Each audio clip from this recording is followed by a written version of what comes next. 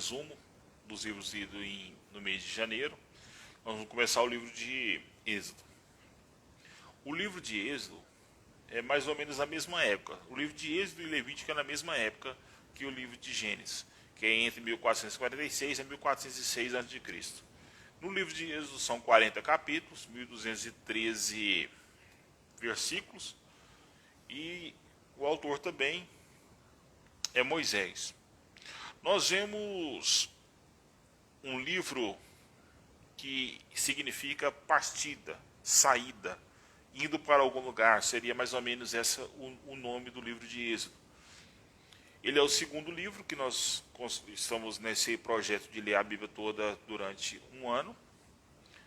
Nós vemos um segmento ao enredo do livro anterior, diferente ao enredo do livro de Gênesis, que termina com o neto de Abraão, Jacó, levando a sua numerosa família de 70 pessoas para o Egito. O 10º filho de Jacó, José, tinha se tornado o vice-governador do Egito. Ele salvou toda a sua família durante o período de fome. Nós vemos isso no livro de Gênesis, e nós estamos só fazendo um resumo agora para passar para o livro de Êxodo, para a gente só localizar, porque eu não sei quando você vai ler o livro de Gênesis, e nem sei quando você vai ler escutar o vídeo do segundo livro, né?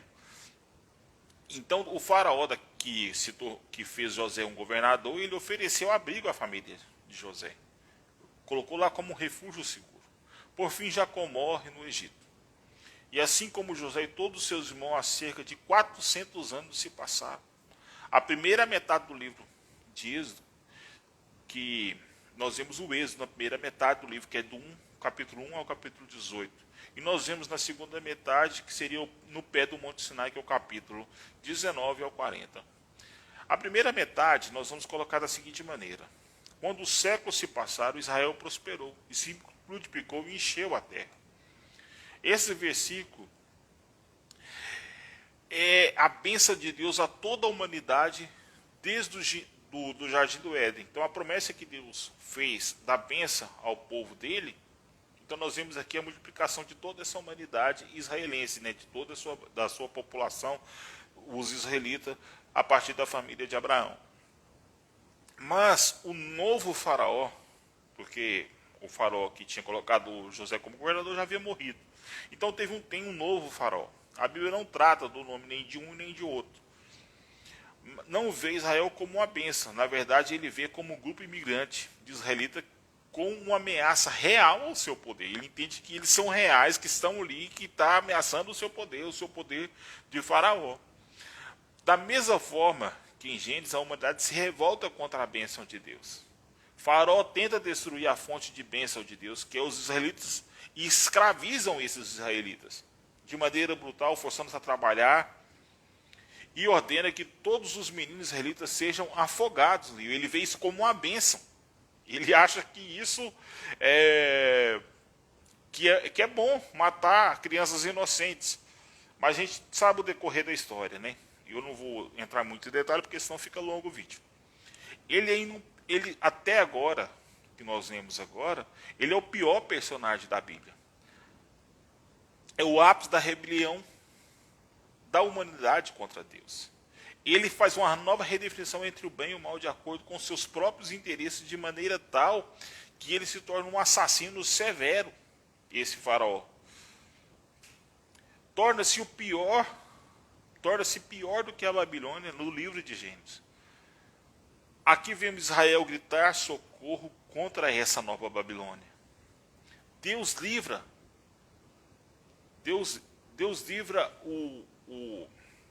o povo da fome, mas em consequência do seu pecado, em consequência das suas escolhas, nós temos que escolher. Vai colher aquilo que plantou. Então, Deus vira o mal do faraó de cabeça para baixo quando a sua mãe joga o seu filho no Nilo dentro de um cesto e flutua em insegurança até a família do próprio faraó. A gente já está falando de Moisés. Ele cresce para se tornar um homem de Deus que se usará para derrotar o mal do faraó. A famosa história da sarça ardente, Deus aparece diante de Moisés e pede para que ele vá até o faraó e ordene que libere os israelitas. Deus diz que sabe que o faraó vai resistir. O próprio Deus endurece o seu coração. E ele trará julgamento sobre o Egito em forma de pragas. Então, Deus ele ordena que Moisés vá até o faraó para que libere os israelitas, mas nós vemos que vai acontecer as pragas quando nós fazemos a leitura do livro de Êxodo. Assim chegamos à próxima metade da história. O confronto entre Deus e o faraó. O que significa que quando Deus diz que vai endurecer o coração do faraó, é muito importante ler esse trecho da história atentamente. Nós temos que estar atento sobre esse endurecer do coração de faraó, que nós vemos no livro de Êxodo. Em sequência, no primeiro encontro de Moisés com o faraó, sabemos somente que o coração do faraó se endurece. Então, o primeiro encontro ali, a primeira praga, que seria a primeira praga, nós vemos então um coração endurecido normal. E não há nenhuma indicação que Deus fez alguma coisa, que Deus agiu para que o coração dele endurecesse. Lendo lá a palavra, dá essa impressão.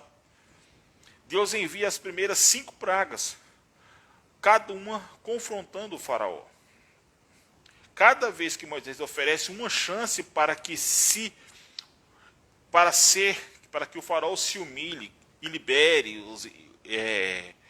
os israelitas, entenda que é o povo de Deus que está sendo requisitado ali para que seja liberado, após cada praga sabemos que o coração do faraó se endurece. Aí nós vemos já Deus endurecendo o coração de faraó, como está escrito.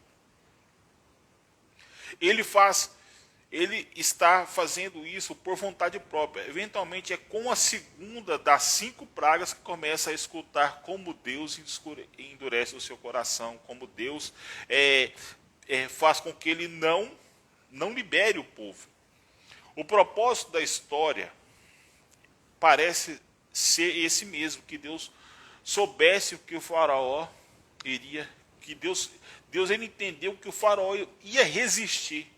A sua vontade, Deus ainda lhe dá a chance de fazer a coisa certa. Mesmo endurecendo o coração de faraó, Deus dá a chance para que ele libere o povo. Então, é um ponto sem volta. Porque faraó não libera, Deus endurece o coração e fica naquela. Aí surgem as 10 pragas que a gente já conhecemos biblicamente. Quero dizer que até os seus próprios conselheiros achavam que ele tinha ficado louco. Os conselheiros de faraó falaram assim, esse homem está doido. Olha o que está acontecendo e ele não libera o povo. Então nós vemos isso no livro de Êxodo. Nesse ponto Deus assume o comando da sua maldade e do faraó para o seu próprio objetivo de redenção. Deus atrai o faraó para a sua própria destruição, enquanto salva o seu povo. Então nós vemos Deus fazendo tudo isso para que faraó seja destruído, para salvar o povo dele. O que acontece em seguida com a praga final, na noite da Páscoa, Deus virou o jogo sobre faraó. Como ele matou os filhos dos israelitas, Deus matará os primogênitos do Egito, como uma praga final. Então nós vemos Deus agindo aí. Então tudo aquilo que o faraó plantou, ele colheu. Tudo aquilo que ele fez para o povo de Israel, ele colheu. Aqui nessa história vemos em detalhe um ritual israelita anual da Páscoa na noite anterior. A fuga de Israel do Egito. Então o ritual era o seguinte, era sacrificar um cordeiro imaculado e usar o seu sangue e passar nos umbrais das portas, nos batentes da porta das suas casas. Quando a praga divina chegasse, as casas cobertas de sangue nos portais, os filhos seriam poupados. Desde então, todos os israelitas reúnem para lembrar e celebrar a justiça da misericórdia de Deus. O faraó, por conta do seu orgulho e rebeldia, perde o seu próprio filho e é obrigado finalmente a libertar os israelitas. Os escravos israelitas fazem o seu êxodo no Egito. Mas assim que eles saem, faraó muda de ideia. Olha só para você ver o que Deus fez. Deus ele fez que o coração do faraó fosse endurecido. E nós vemos que ele libera depois da morte dos primogênitos. E nós vemos Deus agindo aí, fazendo com que Faraó saísse em busca dos israelitas, para que ele se arrependeu de ter liberado os israelitas. Então ele reúne o exército e persegue. Para uma batalha final, quando os israelitas passam pela água do Mar Vermelho. Então, Israel passou pelo Mar Vermelho em segurança. Faraó decide atacar mesmo assim. Ele falou, eu vou atacar esse povo, vou pegar esse povo. Então ele entra no mar para a sua própria destruição. A história de Êxodo conclui. Então é concluída a história da saída do povo de Israel, que o próprio nome Êxodo significa, eu vou repetir, saída, partida. Então finaliza aqui a saída dos israelitas do Egito. Temos aqui a primeira canção de louvor da Bíblia. Chama-se que o final declara que o Senhor é rei. A canção conta da poesia de como Deus trata a história do reino dele. Ele fala, aqui a canção fala como Deus tem a missão de confrontar o mal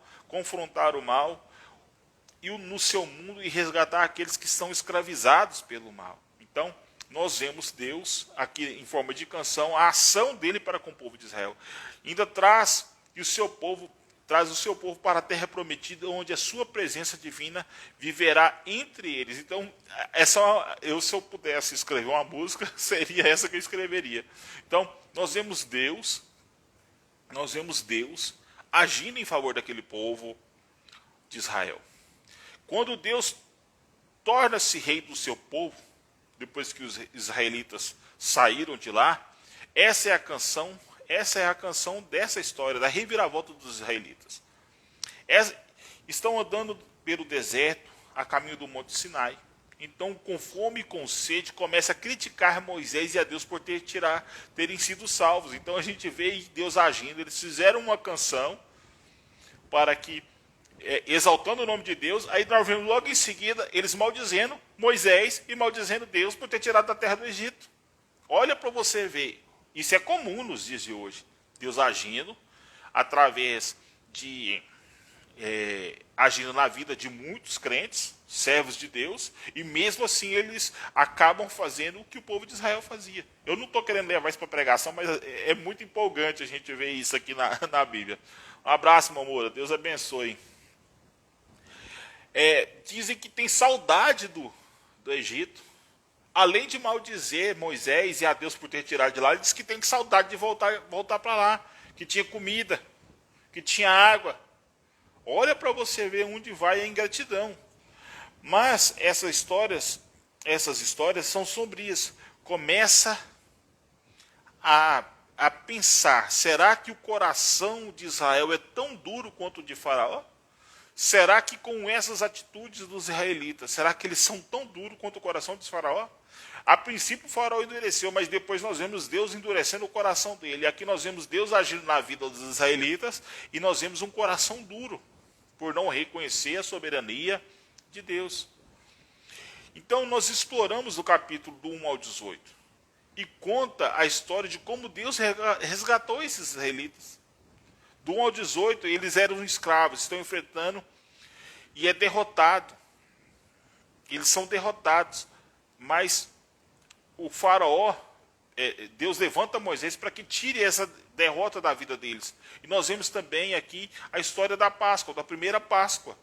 Deus então libertou o seu povo, trazendo pelas águas do mar, passando pelo mar até o deserto, onde surpreendentemente ele resmunga e se queixa.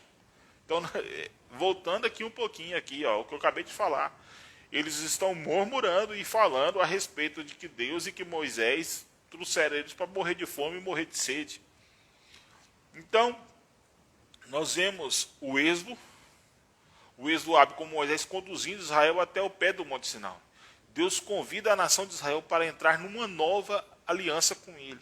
Apesar de tudo isso, Deus convida Israel para que entre numa nova aliança. Chegamos a um outro momento do livro de Êxodo. Esse ponto desenvolve a promessa de Deus a Abraão. Com a saída dos israelitas do Egito, nós vemos agora a promessa de Deus a começar a se cumprir com os descendentes de Abraão. Deus promete, por meio da família de Abraão, alguma forma que restauraria a bênção para todas as nações. Deus diz a Israel obedecer os termos da aliança, e eles serão guiados pelas leis e ensinamentos de justiça de Deus, e se tornaram um rei de sacerdotes, um reino de sacerdotes, um reino que vai ter homens e mulheres de Deus. Tornam-se representantes de Deus e mostram a todas as outras nações como Deus realmente está com esse povo. Olha o que Deus queria para o povo de Israel. Israel aceitou a oferta, porque Deus queria fazer tudo isso com eles. A presença de Deus aparece no topo do Monte Sinai em forma de nuvens, relâmpagos e trovões. Moisés sobe ao monte como representante do povo de Deus. Apresenta os termos básicos dessa nova aliança, dessa aliança que Deus queria com o povo dele. Surge aqui os 10 mandamentos. São os termos de acordo com relacionamento entre israelitas e Deus. Então Deus faz aliança, mas ele traz 10 mandamentos, 10 normas a serem seguidas. Mas nós vamos entender mais um pouco isso aqui. São termos acordados para que ande bem Deus e esse povo. Depois disso, vem outra coleção de mandamentos que desenvolve detalhes da lei sobre o louvor, sobre a justiça social, sobre como deveriam viver juntos, tudo moldado da forma como Deus queria. Então vem aí a lei mosaica. Israel é uma nação de justiça e generosidade diferente de outras nações. Moisés escreve todas essas leis e traz para o povo que não vai aceitar fazer aliança com outros deuses ou com qualquer outro tipo de coisa. Moisés escreve essas leis para que esse povo, em específico, israelitas, tenha somente Deus como Deus verdadeiro. A aliança é feita. Deus toma mais um passo e avança com um relacionamento. E ele diz a Moisés, Deus fala a Moisés, que a presença dele, divina, a bondade, viva no meio de Israel. E desenvolve o aspecto das promessas da aliança de Deus. Então, como Deus quer que a presença dele seja real, Deus desenvolve mais sobre essa aliança, para que essa aliança seja contínua. Depois da rebelião da humanidade no jardim, o homem perdeu acesso à presença de Deus, e agora Deus quer estar com o homem novamente. Agora, através da Bíblia, através da família de Abraão, a presença de Deus torna mais uma vez acessível por meio dessa aliança. Primeiro com Israel, depois um dia com todas as nações. O que segue são 7 capítulos de plantas arquitetônicas detalhadas da tenda da sagrada chamada tabernáculo. Então Deus ele quer que a presença dele seja real. E ele fala para Moisés, vamos fazer um tabernáculo, vamos fazer uma tenda específica para eu habitar lá. É um pátio exterior com um altar no centro, uma tenda com uma sala exterior e uma sala interior dentro da sala interior chamada Santo dos Santos. É difícil, em palavras, descrever o tabernáculo, mas eu vou tentar colocar uma foto aqui no feed para vocês entenderem o que é o tabernáculo. Uma caixa dourada chamada Arca da Aliança, as criaturas angelicais no topo dela. Esse ponto principal da presença de Deus nesses capítulos tem muitos detalhes importantes de saber que cada parte tem algum tipo de valor simbólico. Todas as flores, os anjos e ouros e joias, tudo isso então tinha um lugar específico para que a presença de Deus estivesse no arraial, estivesse com aquele povo. No jardim do Éden, o lugar onde Deus e os seres humanos viveram juntos, era uma intimidade. Então surge o tabernáculo para que Deus esteja novamente no meio do povo. É comum, então, a gente vê o homem tendo todo essa falha e esse erro, essas mentiras, esses enganos, e mesmo assim Deus, em harmonia, pelo menos em teoria, quer ter esse relacionamento com o homem novamente. É justamente aqui que torna muito estranho tudo isso. Israel quebra a aliança. Enquanto é estranho, porque Moisés, quando ele está lá no topo da montanha, recebendo a planta do tabernáculo, olha para você ver o que acontece. Mesmo com todas as bênçãos e o que Deus tem feito para esse povo, nós vemos um povo rebelde. Um povo que não tem paciência para nada. Então eles pedem para que o irmão de Moisés, Arão, faça um ídolo em formato de um bezerro dourado, para que eles possam adorá-lo como Deus, que o salvou da escravidão do Egito. Então eles querem uma imagem de um bezerro, e que esse bezerro seja então o Deus que tirou eles do Egito. Olha para você ver a capacidade desse povo, onde vai a capacidade de pensamento desse povo, com qual acabará de concordar. E não há outros deuses que teremos em outros ídolos. Então, mesmo eles concordando com os 10 mandamentos, que não teriam outros deuses, eles resolvem fazer um Deus.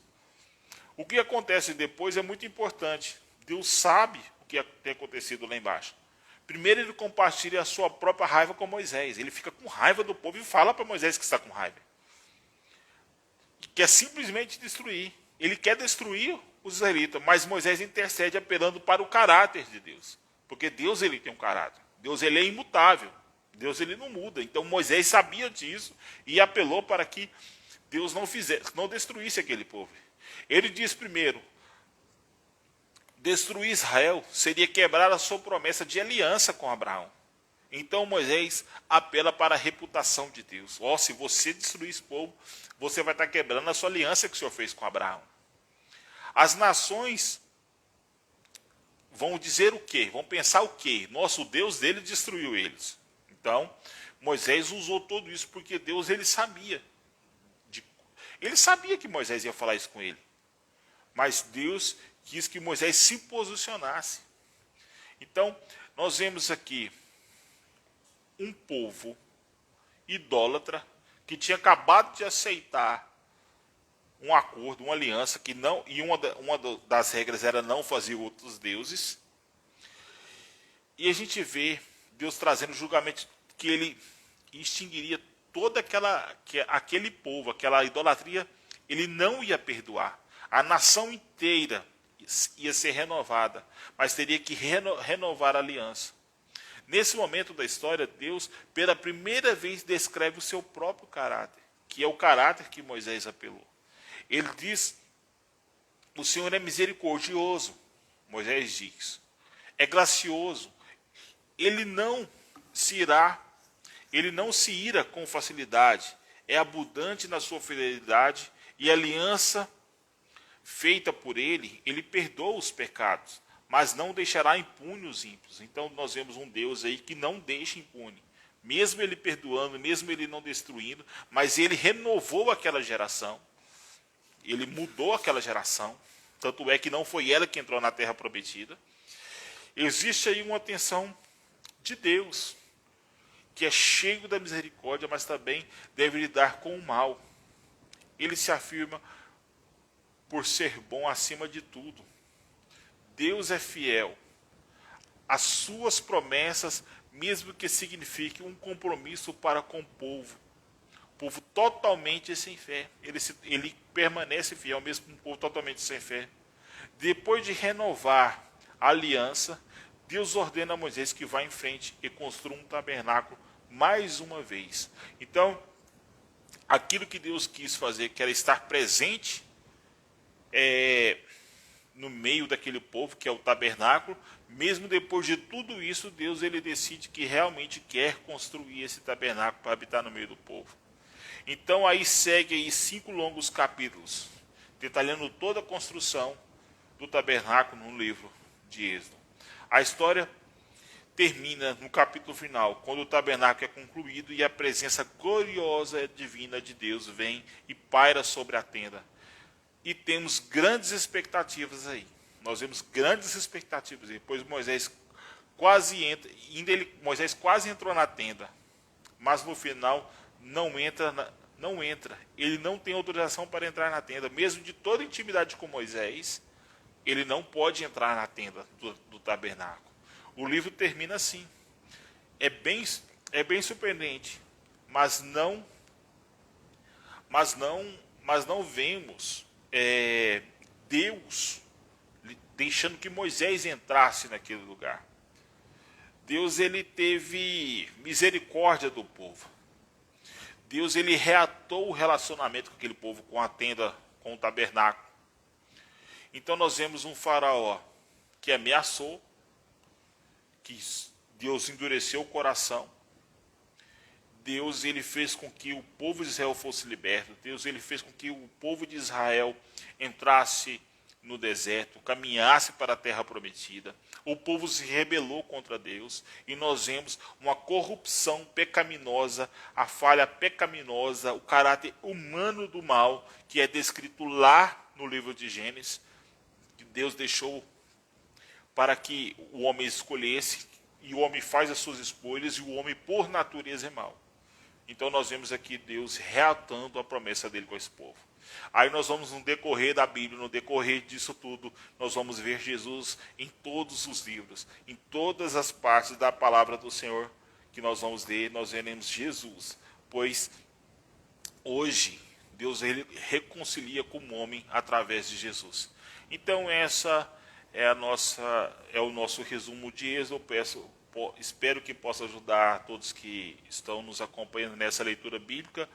Deus abençoe cada um. Vai me perdoando aí qualquer coisa, mas a gente vai tentar melhorar a dicção, falar um pouco mais rápido, quer dizer, falar mais pausadamente, não falar tão rápido. E Deus abençoe. Um grande abraço.